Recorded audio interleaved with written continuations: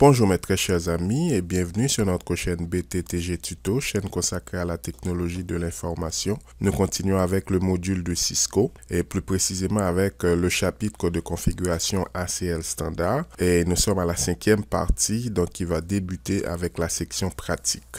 Pour notre premier lab, nous allons donner un laptop de root qui est dans le sous-réseau 172.30.1.64/27 l'accès au serveur web tout en refusant l'accès aux autres PC faisant partie de ce même sous-réseau. Après analyse de la demande, nous voyons que notre ACL va avoir 3 lignes. La première est celle qui va donner accès au laptop de root.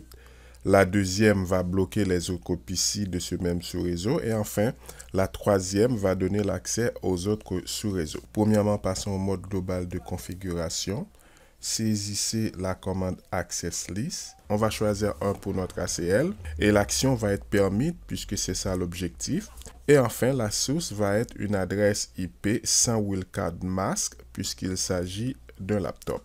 On peut aussi utiliser cette commande avec le mot-clé host, on aura toujours le même résultat. Donc, c'est une commande qui est utilisée avec les anciens iOS de Cisco. Pour la deuxième ligne, celle-ci va refuser l'accès aux autres PC de ce sous-réseau. Toujours en mode global configuration, nous allons saisir Access List Action Deny. Ensuite, l'adresse source qui va être l'adresse du sous-réseau et non l'adresse IP. Et à présent, il suffit d'ajouter le wildcard mask. Trouver le wildcard mask, c'est simple. Il suffit de soustraire la masse du sous-réseau qui est 27 dans 32 bits après leur décomposition en mode décimal. Et enfin, pour permettre aux autres sous-réseaux d'avoir accès au serveur web, il suffit d'ajouter la commande Access List 1 permit et à la fin le mot any. L'exécution d'un ACL est en cours que lorsqu'il est sur une interface. Appliqué à l'interface sériale, vous allez taper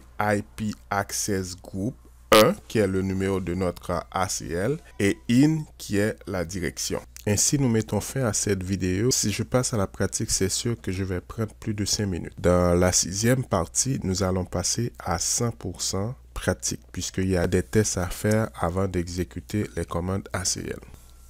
J'espère que cette vidéo vous a plu. N'oubliez pas de la liker et de vous abonner si vous ne l'êtes pas encore.